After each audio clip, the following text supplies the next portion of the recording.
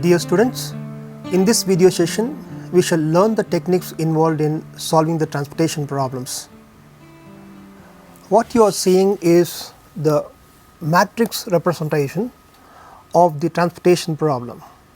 Row wise, F1, F2, F3, F4 stands for the 4 factories which can send the items to the 3 stores A, B and C. The available column indicates that factory F1 has 8 items to send, factory F2 has 7 items to send, factory F3 has 9 items to send, and factory F4 has 4 items to send. Similarly, the requirements row indicates that store A needs 10 items, store B needs 10 items, store C needs 8 items. We also find that the total requirements matches with the total available resources. Therefore, we can solve this transportation problem. Otherwise case can be discussed in another video. Further, the cost of transporting one item is given in the remaining cells. That is, the cost of transporting item from the factory F1 to the store A is ₹10. The cost of transporting one item from the factory F2 to the store B is 7, and so on.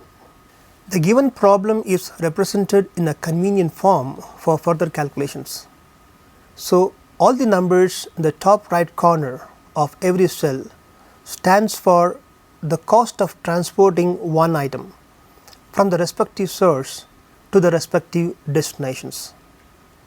8, 7, 9, 4 given in the last column stands for available resources in the respective factories, and 10, 10, 8 in the last row stands for the requirements in the respective destinations.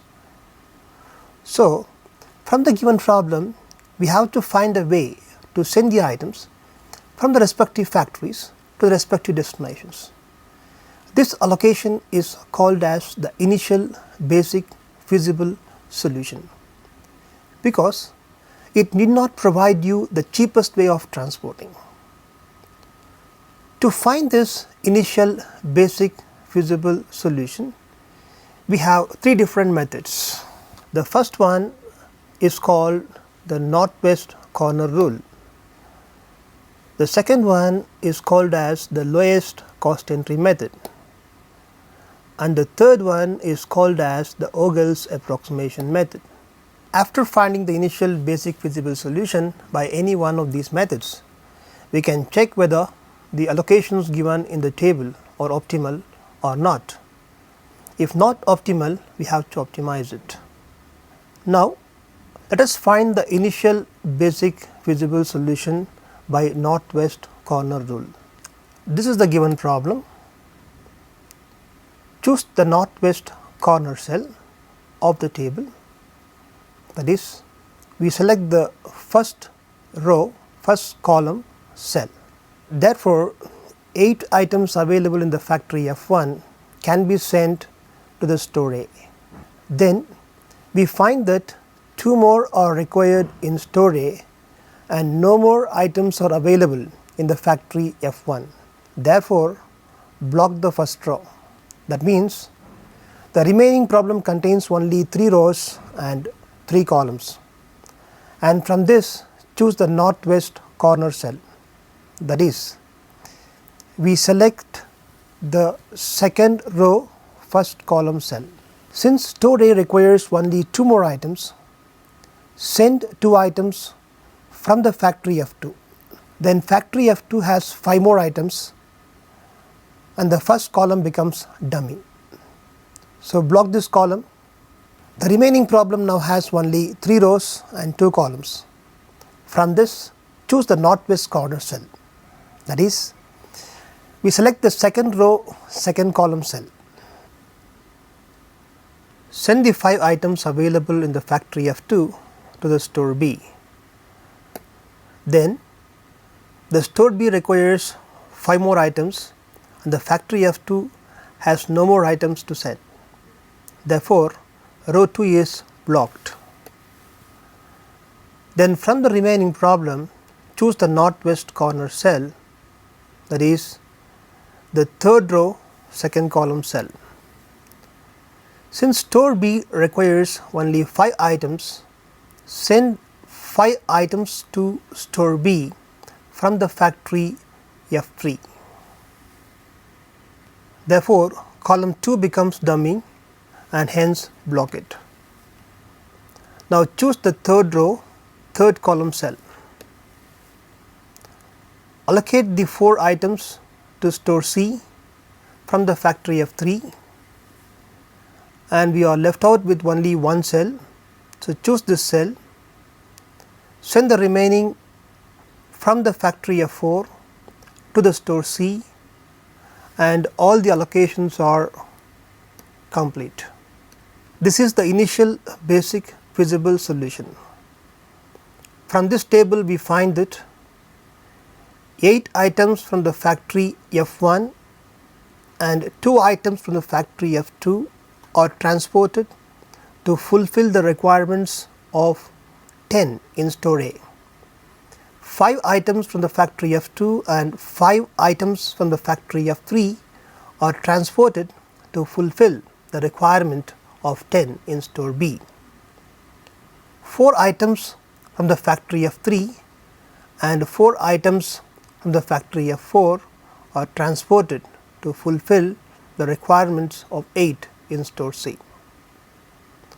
So, multiplying the number of items transported with the respective unit cost of transportation, we get the total cost of rupees 248 with respect to the initial basic feasible solution. Note that this cost need not be optimal. Next, we shall find the initial basic feasible solution by using the lowest cost entry method. This method emphasizes in allocating the cell having the lowest cost for transportation. So, let us choose the cells having the lowest cost in the given problem. 2-2 cell and 3-3 cell have the same lowest cost 7. Choose any one of the cell arbitrarily. Here we shall choose 2-2 cell. It is 7 available versus 10 requirements. Allocate 7 in 2-2 cell. Now block row 2 because it becomes dummy. Among the remaining cells, choose the cell having the least cost. We find the 3-3 cell has the least cost, so we choose 3-3 cell. It is 9 available versus 8 requirements. Allocate 8 in 3-3 cell and block the third column since no more requirements are there in the third column. Among the remaining cells, choose the cell having the least cost. We find the 1-2 cell has the least cost 8. So, choose 1-2 cell. It is 8 available versus 3 requirements. Allocate 3 in 1-2 cell and block the second column since no more requirements are there in second column. Now, only one column is left out. Allocate the availables 5, 1, 4 in the respective first column cells to fulfill the requirements of 10 in the first column. Block the first column also as all the available resources are used completely to fulfill the requirements. Hence, we find that the total cost of transportation is rupees 238. Note that this value need not be optimal. Now, we shall find the initial basic feasible solution by Vogel's approximation method. Take the given table. To choose any cell, we have to use the numbers called as penalty. So, let us find the penalty for all the rows and all the columns. In the first row, the least cost of transportation is 8. Let x be is equal to 8. Among the remaining numbers in the same row, the least cost of transportation is 8. Let y be is equal to 8. Find y minus x, then we get the penalty number as 0 for the first row. That is, the difference between the two least costs is found as penalty. Similarly, find the penalty for all the rows and all the columns and name it as P1, 1 indicating the first penalty. For example, the second row, the least number is 7 and the next least number is 10. Therefore, the penalty is 3 and so on. Among all penalties P1, both row and column put together, choose the highest penalty and highlight the row corresponding to the chosen penalty 3. In this chosen row, select the cell having the least cost 7, that is the 2 cell. Then it is between 7 availables versus 10 requirements. Hence, allocate 2 cell with 7 and there is no more availability in the row 2. Therefore, block row 2. Now, repeat the penalty calculation once again for the remaining problem and name it as P2. Note that row wise penalty numbers are not affected, but column wise penalty is affected since the second row becomes dummy. Among the penalties P2, the highest penalty is 2. There are 2 2's, choose any 1 2 randomly. Here we shall choose the 2 in the third row. Highlight the row corresponding to this 2 chosen. Choose the least cost cell in this row, that is 3 cell. Now, it is 9 available versus 8 requirements. Allocate 8 in 3 cell. Since there is no more requirements in the third column, block the third column. Now, for the remaining problem, find the penalty once again and name it as P3. Now, the highest penalty in P3 both row and column put together is 2. There are 3 2's. Let us choose the 2 in the first row and highlight the first row in the remaining problem. Then choose the cell having the least cost 8 in this row.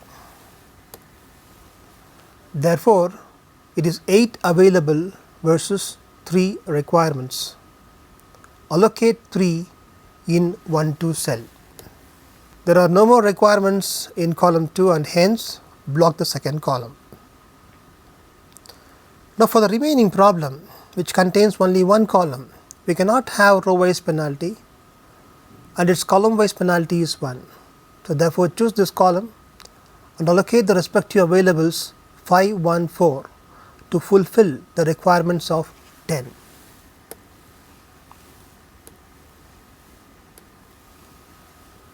There is no more requirements in the first column and hence block this column also.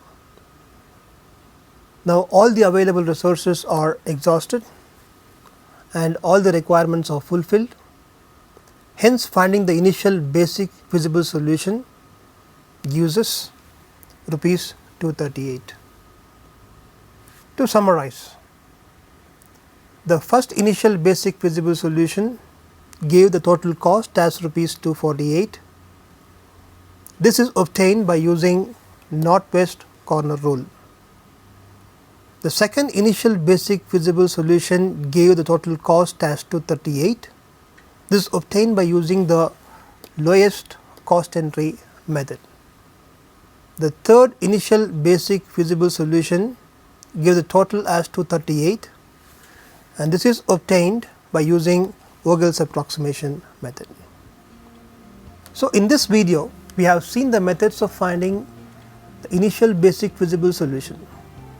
Since these values obtained through initial basic feasible solution need not be optimum, we can optimize them by some specific methods. We shall learn more about this in another video.